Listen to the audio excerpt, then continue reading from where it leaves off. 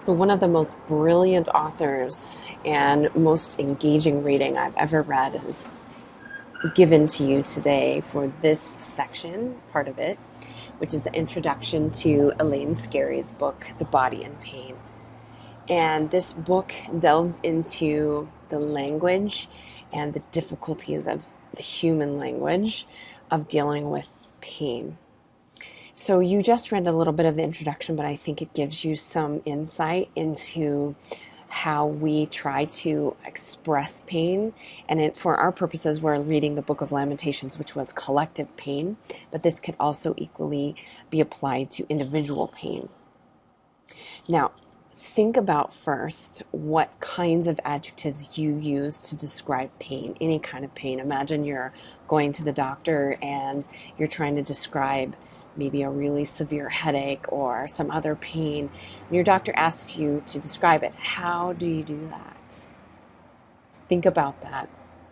So what adjectives do you use? Maybe, I don't know, pounding, pounding, throbbing, stabbing, I don't know, burning, searing, any of those kinds of, I can't think of any adjectives, having too much of a good day, I guess. So if you think about those adjectives, for example, all of those, according to Elaine Scarry, reflect some sort of allegory or analogy, basically. Analogy is a better term. In other words, we're looking at pounding as if there was a hammer coming down on my head, or throbbing, same thing, as if something was pressing down on me. Stabbing pain, as if a knife were coming in to me, even though usually that wouldn't be happening, literally. Burning, as if there was fire, or searing, as if there was a fire on me or under me. Those sorts of things. So according to Scarry, those all reflect this idea that we have to resort to simile, something that as if, because we can't actually describe the event of pain itself. And you don't have to agree with her, but I want you to think about that. Another example, has any of you ever seen this chart? Unfortunately, I've seen it more than I care to have seen it.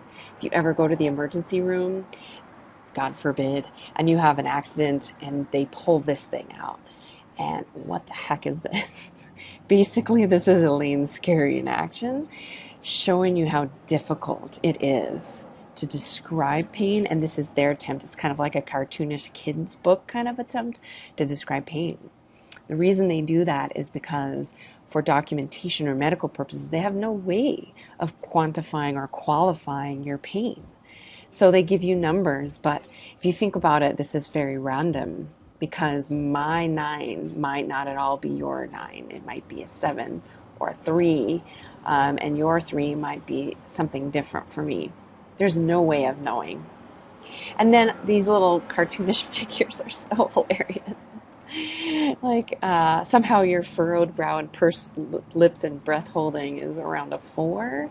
It seems very, very random to me. Slow blinking, open mouth, and then eventually your eyes closed, moaning and crying. Now, this might just be a little bit of a construct, but it does reveal what Elaine Scarry talks about, in that we do have incredible difficulty trying to convey pain to other people. In fact, at the very end here, when it says moaning and crying, one of the things she mentions in your reading was at some point pain breaks down language to the point where you sometimes cannot even form words. I don't know if you've ever been in that sort of pain. When I had my appendix inflamed and appendicitis before it was removed, I remember just thriving and kind of thrashing on the emergency room bed. I couldn't open my eyes. I couldn't form sentences. I was just sort of groaning. And that is what she says, that pain actually can destroy language. So that's something to think about. For her, the description is the reason that pain is so difficult even though we have other interior events or emotional events that she says are different, we can convey those things. For example, love or hate or anger, any of those things, those are interior events, but she said it's different than pain because with all of those interior events, they have an external object. So if I'm feeling love, I usually don't just wake up in the morning and say, oh, I feel love, unless I'm from Boulder, that might happen. But usually you have love of or love for someone or something. White chocolate raspberry cheesecake. Usually you have your hatred of something or someone or anger about something. You don't just wake up angry. There's usually always an object. And so for her, you're the subject of these interior events, but there's an external object to those internal events. But with pain, we are the subject and we're also the object of that. So there's very little ability to transgress the boundaries of our bodies. And so I might be sitting on a bus next to someone who's in death-defying, excruciating pain, and I would never know it because that person is the subject of that pain and also the recipient of those feelings. And that's why it can be so incredibly difficult to express that pain from the inside and to get it to the outside. And also, she mentioned in your reading today, one of the reasons why it can be so excruciatingly lonely, because you cannot invite anyone in and no one can actually feel that with you. So keep that in mind, and that's partly why when you have collective pain, there's a need for everyone to process it together or collectively. So if we go to this image, what do you feel? So for her, she would say, when you see an object that creates pain, that does sort of intensify our interior feelings about that. So you might have cringed at this picture and thought, oh, as if I were the one holding that knife the wrong way. And she said most people would feel something in their hand or a cringe or something.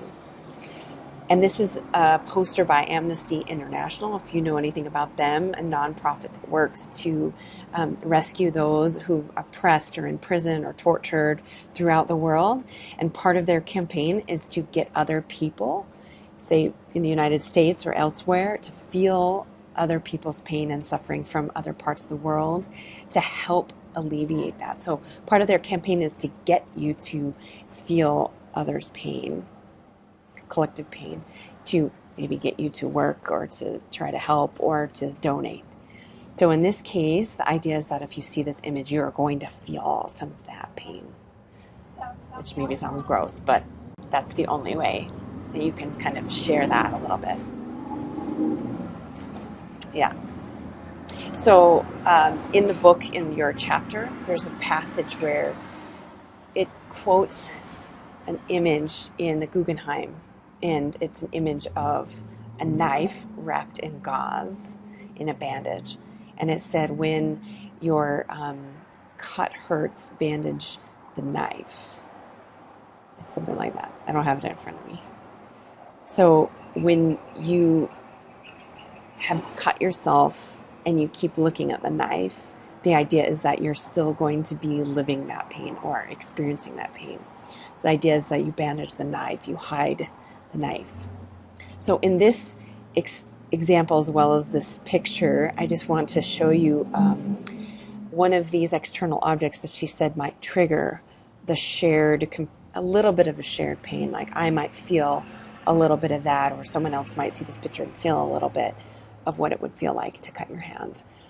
Even though she said at the end of the day, we're still not really able to experience it completely. So a couple other images that are some of those rare attempts at trying to collectivize our pain. One of them is, again, Amnesty International showing a picture just of blood. Why is it that so many persons have a lot of problem with blood or seeing blood or might faint at the sight of blood? Blood itself is not necessarily dangerous when used properly and taken care of, but it triggers the thought of pain. So they don't show a lot of blood on American news, or they censor that a lot because it usually makes someone feel that twinge of what if I were bleeding, which is exactly what this ad is playing on. If somebody feels like, ooh man, what if I were suffering the effects of war? And so they play on this detergent commercial to kind of show how simplified we look at our detergent commercials, but yet for some people in the world, it really is a matter of not stopping the suffering and the war and turmoil. And then, of course, we have religious objects that are used to attempt or to trigger communal suffering. Collectivized pain. You may be familiar with this. It's a representation of Christ dying on the cross. According to the narrative, he had a crown of thorns placed on his head and pushed into his skull. And so the crown of thorns has become an image where people can, usually followers of Christ, identify with Christ's suffering or feel a collective suffering. Of course, another very famous image of that is the cross itself.